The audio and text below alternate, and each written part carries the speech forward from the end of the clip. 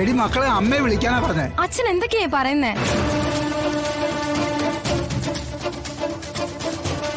അച്ഛനല്ലേ രാവിലെ വന്ന് അമ്മയെ കൂട്ടിക്കൊണ്ടുപോയേ?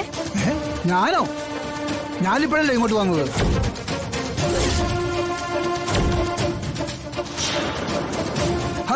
നിങ്ങൾ എന്തൊക്കെയായി പറയുന്നേ? അച്ഛൻ ചുമ്മാ തമാശ പറയല്ലേ. അച്ഛനല്ലേ രാവിലെ വന്ന ആശ്രമത്തിലെ ഡോക്ടറെ കാണിക്കണമെന്നും പറഞ്ഞ അമ്മയെ കൂട്ടിക്കൊണ്ടുപോയത്. എന്നിട്ട് അച്ഛൻ ഇപ്പൊ എന്താ ഇങ്ങനെ പറയുന്നേ? നിങ്ങൾ എന്തൊക്കെ പിച്ചുമ്പയായി വിളിച്ചു പറയുന്നേ? ഞാൻ രാവിലെ ഇങ്ങോട്ടേക്ക് വന്നോ?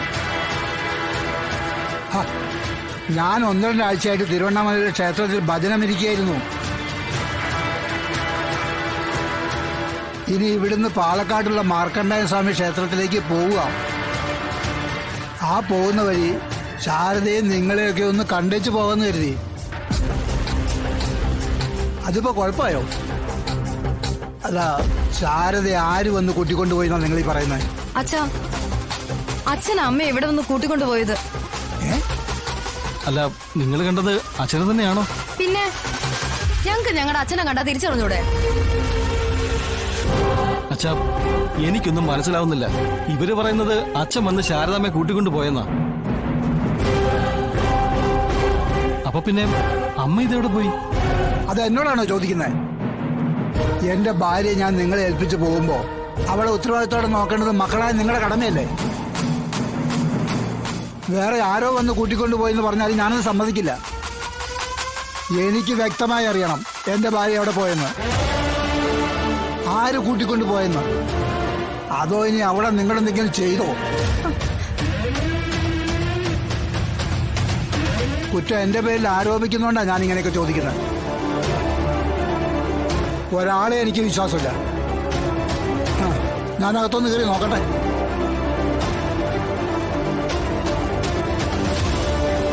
എന്താടി ഇതൊക്കെ? അപ്പൊ പിന്നെ നമ്മൾ കണ്ടതോ?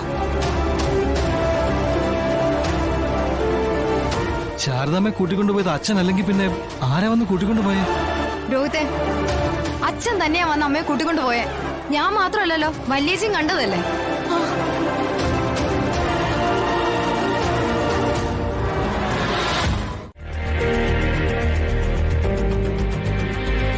എന്താ പിന്നെ? സത്യമ്മ ഫോൺ എടുത്തോണ്ടെല്ലാം പറഞ്ഞു. അവിടെ ഇരിപ്പുണ്ട്.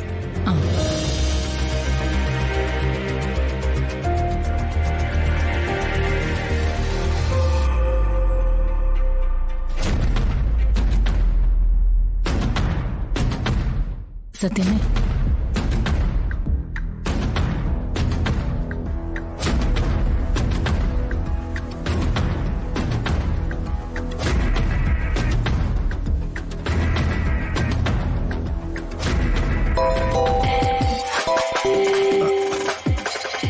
അയ്യോ, ഏടത്തെ അമ്മയോ?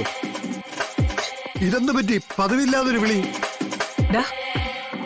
രാഘവേട്ടനെ വന്ന് കൂട്ടിക്കൊണ്ടു പോയത് ചേട്ടനെ കുടിപ്പിച്ച് കൊല്ലാൻ വേണ്ടിയായിരുന്നു അല്ലേ? പിന്നെ നിങ്ങൾ എന്ത് കരുതി? ഏട്ടനെ തോളിക്കയറ്റിയിരുത്തി നാട് നീളെ തുള്ളിക്കൊണ്ട് നടക്കാൻ പോവാണെന്നോ? കൊണ്ടുപോകും ഞാൻ അങ്ങേരെ തെക്കേപ്പുറത്തേക്ക്, അങ്ങേരുടെ ശവം എടുക്കുമ്പോ. ഉപേന്ദ്ര, നീ അപ്പൊ കാണിച്ച സ്നേഹവും അതിര് കവിഞ്ഞുള്ള വിനയവും തട്ടിപ്പായിരുന്നു അല്ലേ? പിന്നല്ലാതെ. അവിടെ ഒന്ന് കയറി പറ്റാൻ വേണ്ടി ഞാനൊരിക്കൽ തന്ത്രങ്ങളിലായിരുന്നു. അല്ല, എന്റെ മുതല് എന്റെ അടുത്തേക്ക് തിരിച്ചെത്താൻ വേണ്ടി ഞാനൊരിക്കൽ കെണി. നിന്റെ മുതലോ? ഇതേ ഈ വീട് ഞാനും എന്റെ ഭർത്താവും കൂടെ കഷ്ടപ്പെട്ടുണ്ടാക്കിയതാ. എന്തായാലും ആ വീട് സ്വത്തുമെല്ലാം ഏട്ടൻ എനിക്ക് എഴുതി തന്നു കഴിഞ്ഞു. അയ്യോ, എത്രയും പെട്ടെന്ന് എല്ലാവരും അവിടെ നിന്ന് ഇറങ്ങി തന്നോളണം. നാളെ ഞാനിത് രജിസ്റ്റർ ആക്കി കഴിഞ്ഞാ പിന്നെ ഒരൊറ്റ ഭരണത്തിന് അവിടെ കണ്ടുപോകരുത്. ചതിയാ. നീ അപ്പൊ എല്ലാം കണക്ക് കൂട്ടിയായിരുന്നു ഇവിടെ വന്ന് കയറിയതല്ലേ? പിന്നെ നിങ്ങളുടെ ക്ഷേമം തിരക്കാൻ വന്നാണെന്ന് കരുതിയോ? നാളെ ഞാനും എന്റെ ആൾക്കാരും അവിടെ വരും. അതിനു മുമ്പ് എല്ലാവരെയും വിളിച്ച് സ്ഥലം കാലിയാക്കാൻ നോക്ക്. ഹലോ,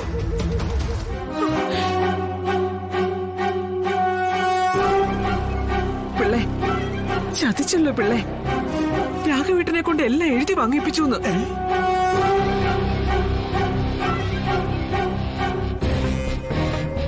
ഇനിയിപ്പോ എന്ത് ചെയ്യും പൊന്നി? എനിക്കറിയില്ല പിള്ളച്ചേട്ടാ.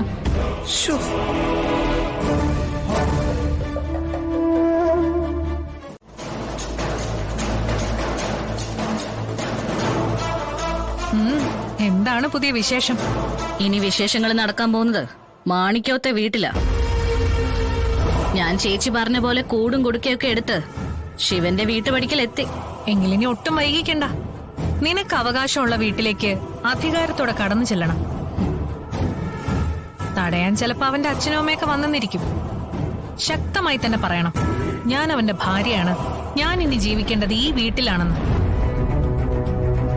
ഇവിടുന്ന് എന്നെ ഇറക്കിവിടാൻ ആർക്കും ആവില്ല.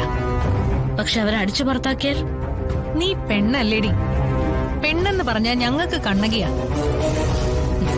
ഒരു നഗരം ചുട്ട് ചാമ്പലാക്കാൻ പെണ്ണിന്റെ കണ്ണിൽ നിന്നൊഴുകുന്ന ചൂടുചോര കണ്ണീരിന് കഴിയും എന്ന് വിശ്വസിക്കുന്നവർ. പെണ്ണിനെ തൊട്ടാൽ എന്തൊക്കെ കുഴപ്പമുണ്ടാവുമെന്ന് ഉച്ചത്തിലങ്ങ് വിളിച്ചു പറയണം.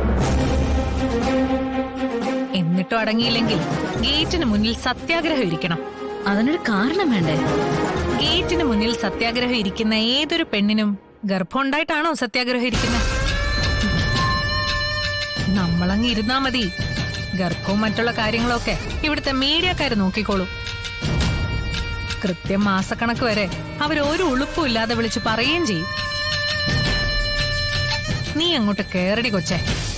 മാണിക്കോത്തെ മഹേന്ദ്രൻ നിന്ന് വിറയ്ക്കുന്നത് നിനക്ക് കൺമുന്നിൽ കാണാം. ചെല്ലേ, ചെന്ന് ധൈര്യമായിട്ട് പറ നീ അവിടെ പൊറുക്കാൻ വന്നതാന്ന്. അല്ല, തുണിക്കെട്ടൊക്കെ എടുത്തിട്ടുണ്ടല്ലോ അല്ലേ? അതുണ്ട്. എന്നാ ചെന്ന് കുടിയേറി പാർത്തോ. 2 കിട്ടിയാലും പിടിച്ചിടം ജയിച്ചിട്ടേ ഇറങ്ങാവൂ. ഓക്കേ ചേച്ചി. എന്നാ പിന്നെ ഇനി ഇവിടുത്തെ അംഗം കഴിഞ്ഞ് വിളിക്കാം. ശരി.